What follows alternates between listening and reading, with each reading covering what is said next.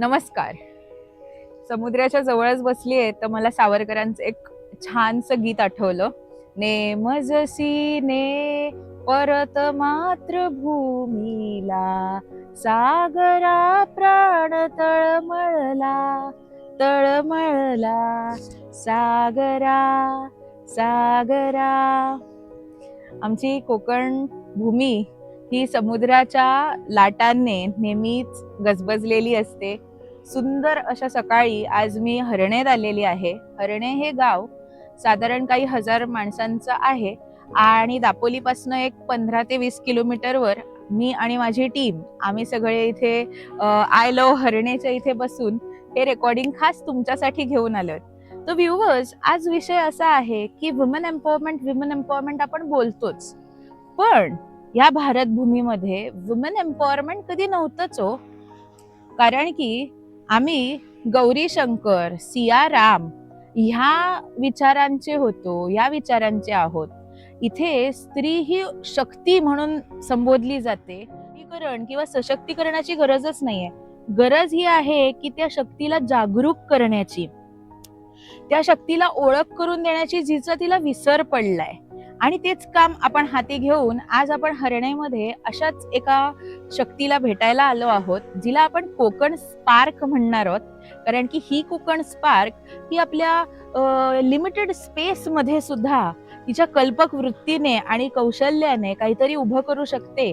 एक हाऊसवाईफ म्हणून ओळख तिची मर्यादित न ठेवता बरंच काही एखादी स्त्री मनात आणलं तर करू शकते, हे दाखवण्यासाठी तिने जी जिद्द घेतली आहे त्या जिद्दीला तिला सलाम. आणि तिला आपण आज भेटायला जाणार आहोत. तर चला मग आपण भेटूया आणि तिच्याशीच बोलूया पुढचं सगळं एपिसोड.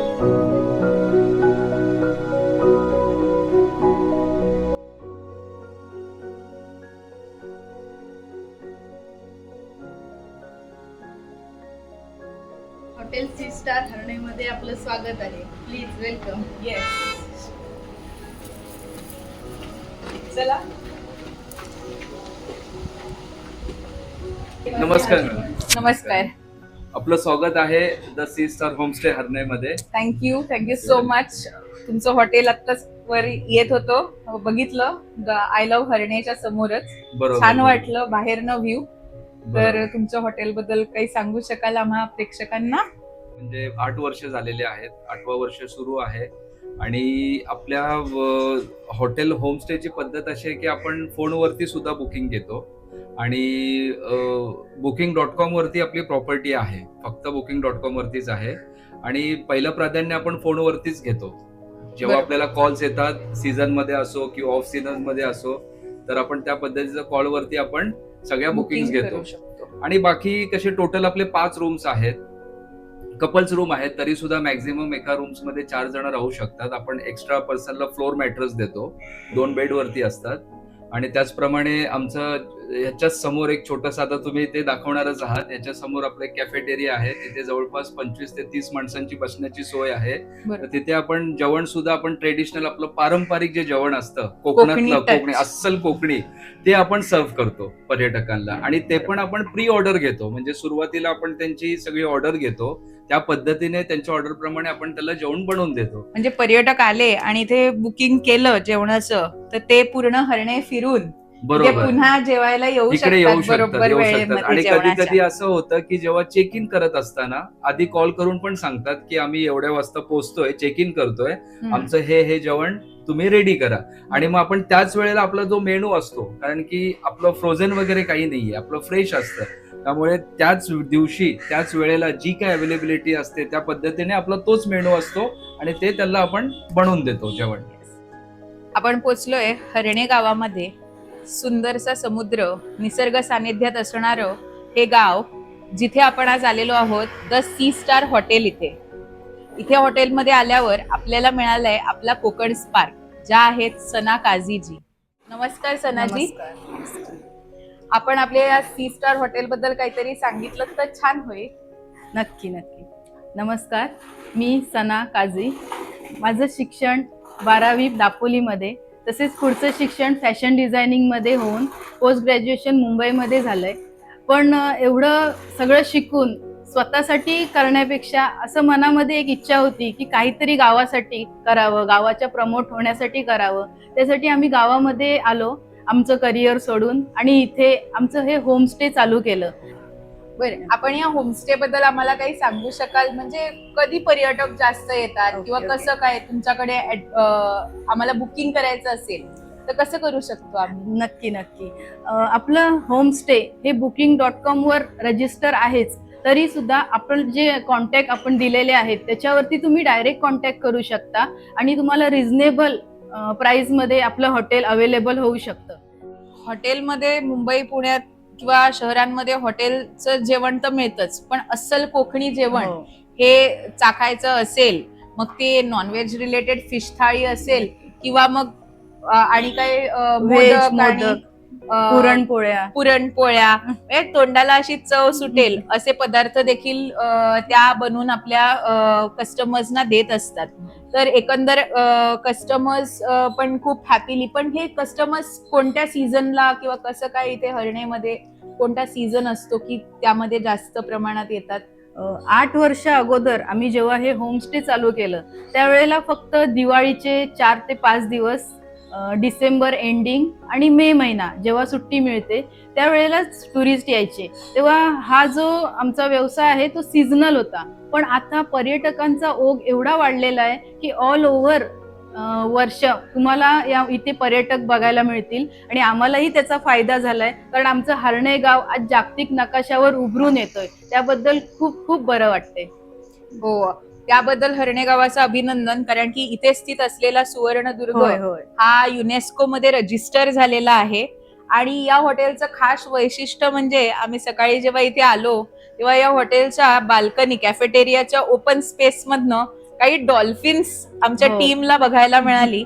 तर इथनं डॉल्फिन्स येतात किंवा कसं काय, त्यांचं काय टायमिंग असतो किंवा आमच्या प्रेक्षकांना एक्साइटमेंट वाटेल असं तुम्ही काहीतरी त्यांना इन्फॉर्म करू शकाल का? हे डॉल्फिन बघण्यासाठी ऍक्च्युली इथे बोट असतात छोट्या छोट्या, त्याचे 250-300 रुपये पर सीट घेतात आणि ते त्यांना समुद्रामध्ये नेऊन डॉल्फिन दाखवतात. पण आपल्या हॉटेलची खासियत म्हणजे इथे तुम्ही उभे राहिलात की समोरच तुम्हाला डॉल्फिन दिसतात. ते साधारणतः सकाळच्या वेळेला तुम्हाला दिसतील आणि संध्याकाळी 5च्या दरम्यान इथे दिसतात. ओके, खरंच खूप सुंदर हॉटेल आहे. तुम्ही आम्हाला काही तुमच्या रूम्स आणि गोष्टी दाखवू शकाल? म्हणजे आपली छोटीशी टूर होऊन जाईल. म्हणजे तिथे बसून तुम्ही आम्हाला इकडे बघू शकाल की किती सुंदर असा घरगुती टच असलेला हा होमस्टे आहे. चला तर मग. हो हो, नक्की, चला.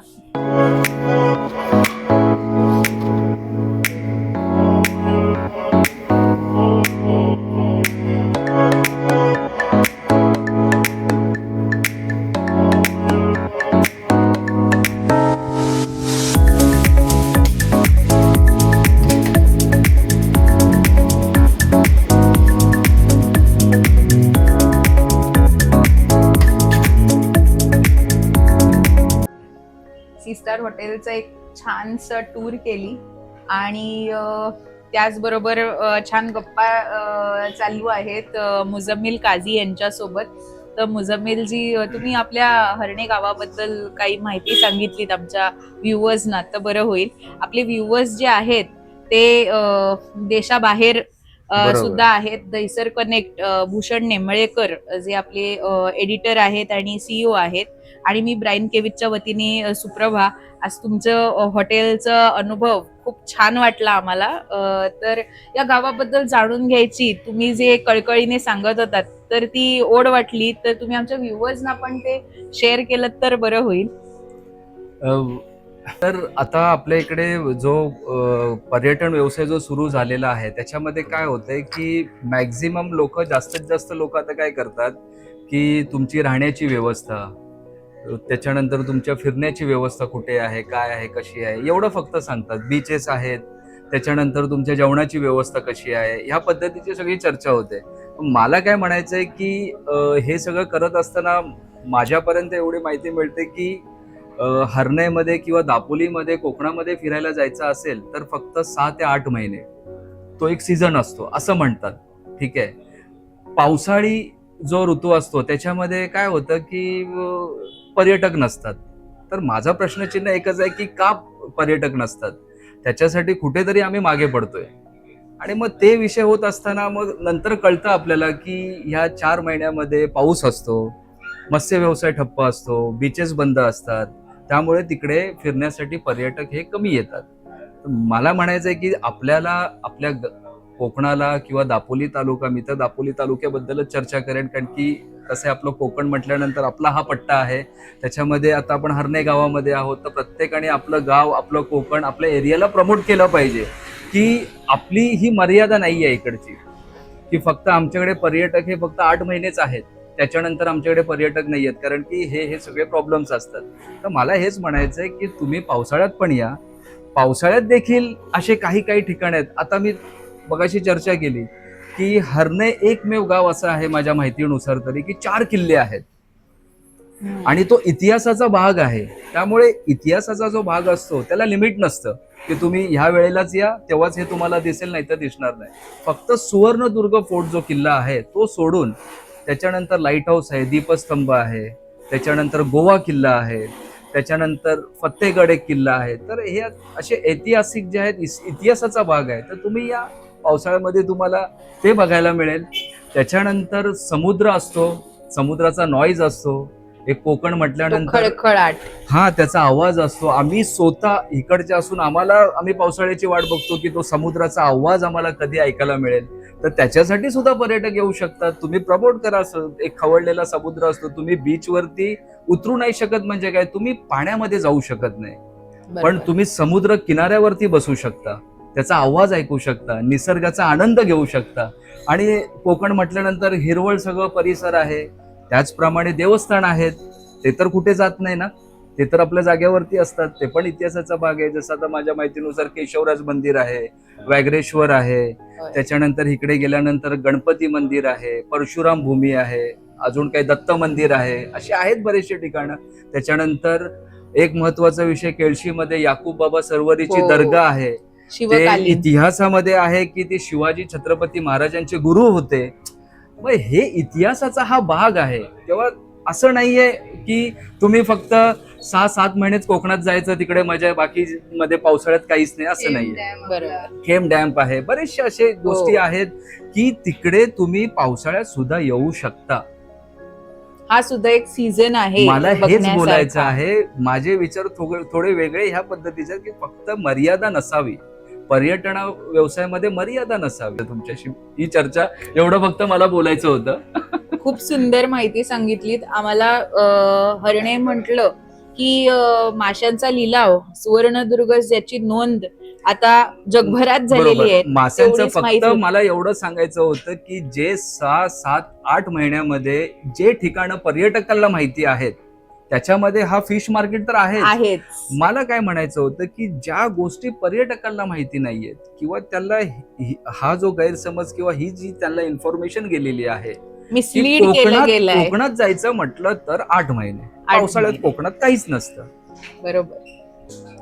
त्या संदर्भात मला तुमच्याशी फक्त बोलायचं होतं. येस, एक तुमच्या माध्यमातून आम्ही पुढे जावं. कन्सेप्ट घेऊन आलोय आणि त्या युनिक कन्सेप्टला ही युनिक इन्फॉर्मेशन खूप जास्त गरजेची होती, ज्याच्यामुळे काही मिसलीड्स होणार नाहीत किंवा आमच्या पर्यटकांना कधीही कोकण वेलकमच करत राहील. 24/7 and 12 months कधीही तुम्ही कोकणात या, आम्ही अवेलेबल आहोत आपलं स्वागत करायला. काय म्हणता? नक्की. बरोबर ना?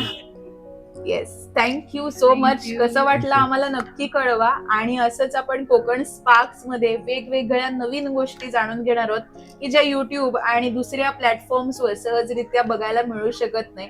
अशाच काही स्टोरी घेऊन आम्ही लवकरच येत आहोत. बरं, यांचं हॉटेलचं नाव, पत्ता आणि ऍड्रेस खाली डिस्क्रिप्शन मध्ये दिलेला आहे. कधी हरणेत आलात आणि असं एक आपलं फील वाटावं, असं वाटणार असेल, तुम्हाला जाणून घ्यायचं असेल, अनुभवायचं असेल, तर नक्की इथे भेट द्या. त्याची सगळी डिटेल्स खाली दिलेल्या आहेत. तर thank you for all for watching us. नमस्कार. चालू आमच्या फॅमिली ग्रुप सोबत आलो आम्ही. सो आता तरी एक्सपिरियन्स खूपच चांगला आला आतापर्यंत या हॉटेलचा. कोकणी सगळ्यात खूप भारी कोकणी जेवण आतापर्यंत आम्ही इथंच खाल्लंय. एवढे वर्ष येतोय आम्ही. सो खूप छान एक्सपिरियन्स आहे आतापर्यंतचा. Okay, thank you. मॅडम तर आहेतच, त्याचबरोबर एक क्लायंट आहेत ज्यांनी इकडचा होमस्टे अनुभवलाय. आपण त्यांच्याकडनं जाणून घेऊया इथला फीडबॅक. Yes Jaydeep sir. इथं आल्यानंतर आम्हाला रूम मिळत नव्हती, पण आल्यानंतर इथं सरांनी चांगल्या रेट्समध्ये आम्हाला रूम अवेलेबल करून दिली आणि करून दिल्यानंतर त्यांचं बोलणं वगैरे खूप चांगलं आहे, एकदम पॉलाईट आहे, तिथले सर्व लोक नाही. आणि फूड सगळ्यात जास्त खूप छान आहे, खूप टेस्टी आहे इथलं फूड आणि लोकही खूप छान आहेत आणि हॉटेल्समध्ये पण रेट सुद्धा रिझनेबल आहेत, काही महाग वगैरे नाही आहे आणि फूड खूप हायजेनिक आणि टेस्टी आणि सर्व्हिस खूप चांगली आहे. थँक्यू.